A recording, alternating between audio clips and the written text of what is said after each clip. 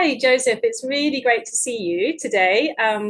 You've been such a big part of the book writing process and have helped me so much, and I'm enormously grateful.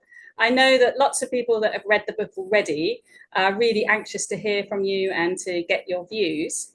So, we first met at the EU at the Parliament building, and I know you've also visited the UN, and just this week you were at the Vatican. So, what is it that you're doing in all of these big and important places? So yes, thank first of all, congratulations for such a nice and amazing book and becoming the voice of persecuted church and persecuted Christians, as you have been the voice in Nepal and other countries, and especially this time for Pakistan. And I'm very happy for this. And yes, we met at the European Parliament, I think, in 2023. And that's where we were talking about the persecuted church, and the topic was minority girls who have been abducted, forcefully converted to Islam, and married off with their abductors, and how Sharia laws are getting applied, how these girls are brutally,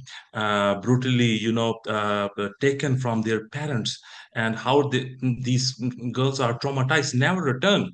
So, police and courts living in Pakistan with these cases, it seems like now this has become a trend. Every single person find it easy target and abduct these girls, and make their somebody to use these minor girls.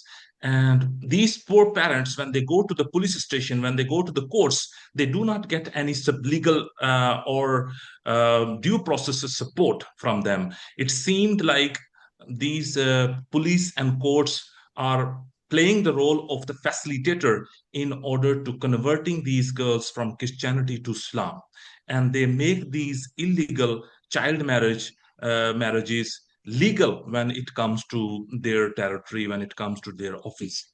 And that's what I wanted to bring this to European Parliament, where we met, and bring the attention to international community at the European Parliament, together with European parliamentarians, to talk to Pakistan, to dialogue with Pakistan, as Pakistan has the obligations and signed treaties with international conventions here at the European Parliament and at the United Nations, to put pressure and bring some relief to these victims.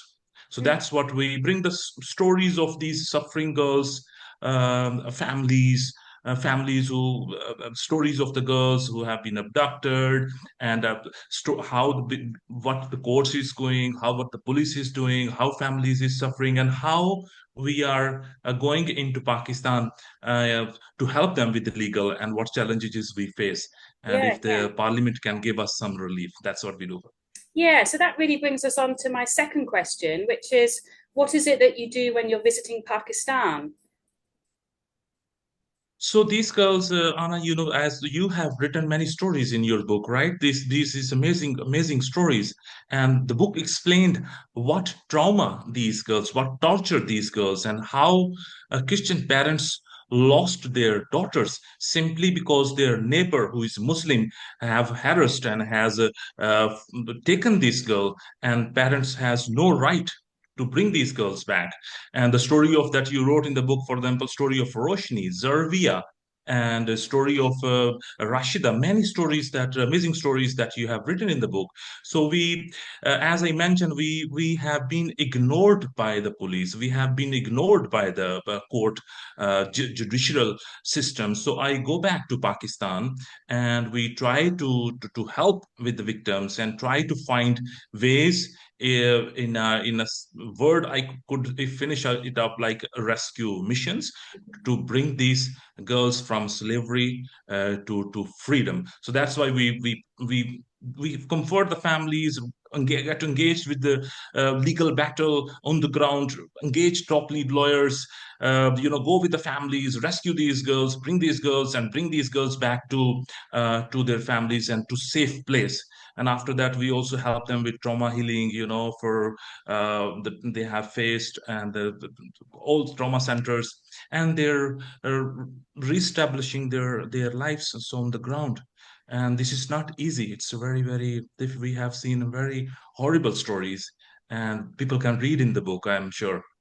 Yeah, thank you. And it's so obvious whenever I speak to you how passionate you are about these women, about their safety, and how much you are longing for change to come.